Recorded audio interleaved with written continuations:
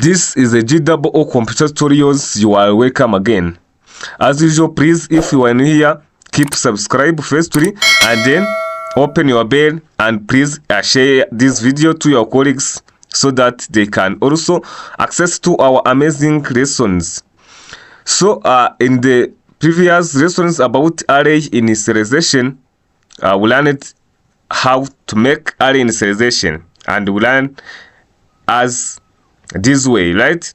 Where we write data type, array name, size, then assign values to our array. But now I'm going to teach you an alternative way of how you can make array initialization, right?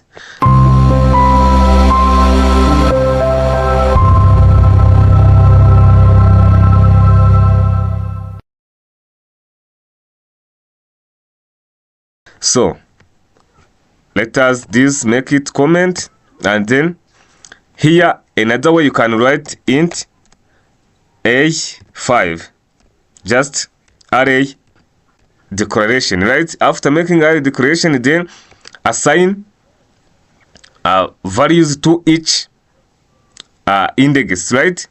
As we learned, we know that this one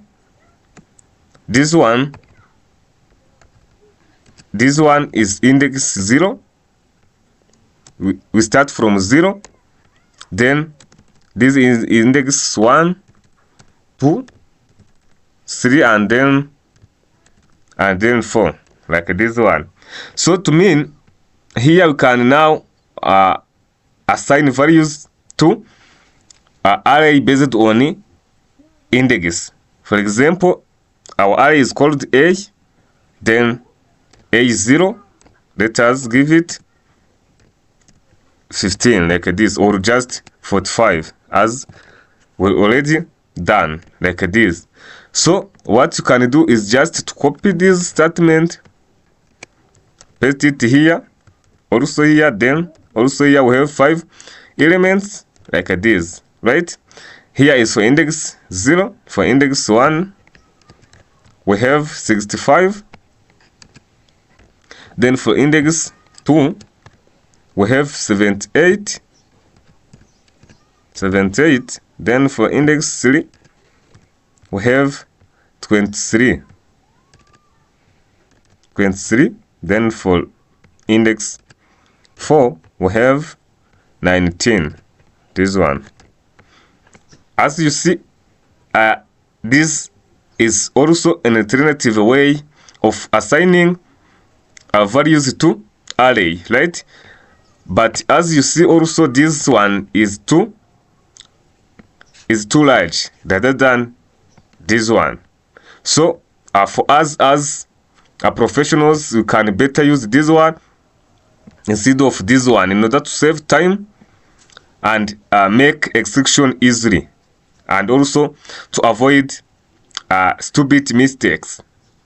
So as you see, once I write like this, we can now print whatever we want here. Let us print like value,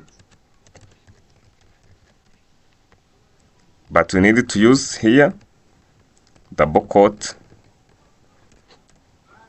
value at this one. Can just print this one at A4, for example. Then here we can now print our A4 like this. To mean we want to print this 19, we get message says that value at A4 is equal to, let us put here equal sign, is equal to, then A4 to mean is 19, right? Let us make a compilation. First of all, to check errors. Yeah, you see there is no error. Let us now run it to check an output. Yeah, this one, you see.